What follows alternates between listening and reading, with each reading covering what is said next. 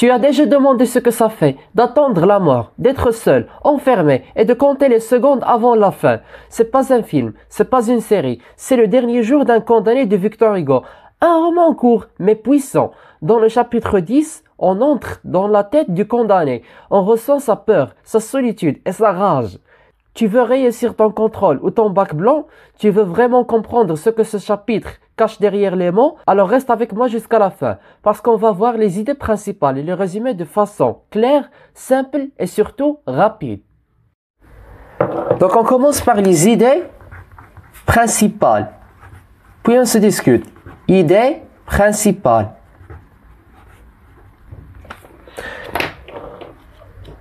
On a premièrement la souffrance psychologique du condamné liée à l'attente de l'exécution. Deuxièmement, isolement du prisonnier dans sa cellule. Troisièmement, la perte des repères temporels. Le temps devient une torture. Quatrièmement, obsession mentale.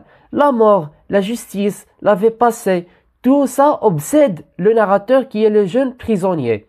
Dernièrement et cinquièmement, le refus de la résignation. L'homme lutte intérieurement.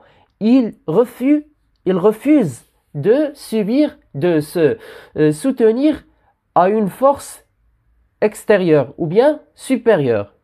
On écrit. Donc on a premièrement souffrance psychologique du condamné liée à l'attente de l'exécution. Deuxièmement, isolement du prisonnier dans sa cellule. Troisièmement, perte de repères temporels. Ça veut dire que le temps devient une torture. Ça veut dire qu'il est devenu une misère, qu'il le fait de douleur. Quatrièmement, obsession mentale. La mort, la justice, la vie passée, il se souvient toujours de ses caractères et de ses éléments, qui sont la mort, la justice et sa vie passée. Dernièrement et cinquièmement, refus de la résignation. L'homme lutte intérieurement. Ça veut dire qu'il refuse de se subir à une force supérieure qui est la force de l'administration qui va faire son exécution mécaniquement. On résume tout ça en un résumé plus précis du chapitre 10. Restez avec moi. Donc deuxièmement,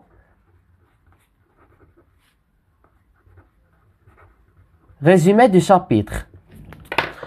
Je prends le stylo bleu et je commence.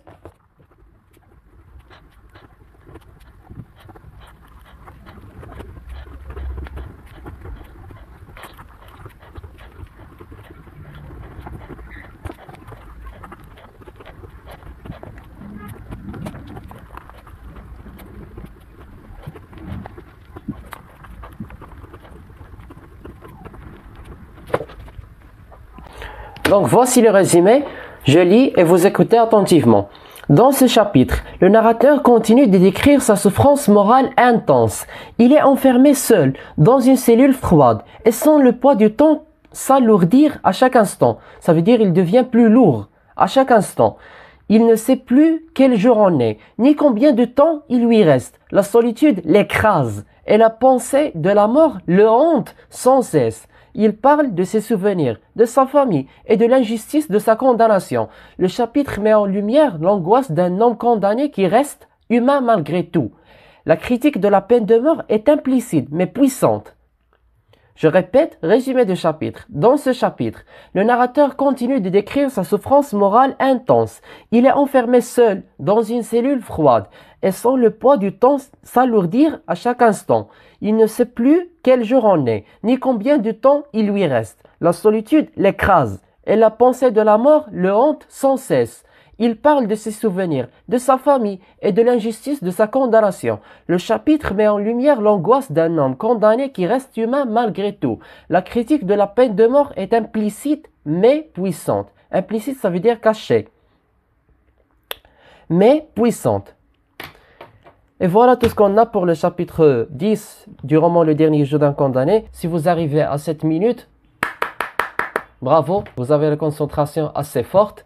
N'oubliez pas à watcher les vidéos précédentes et liker les vidéos et abonnez-vous à la chaîne YouTube. Merci pour votre temps. À très bientôt.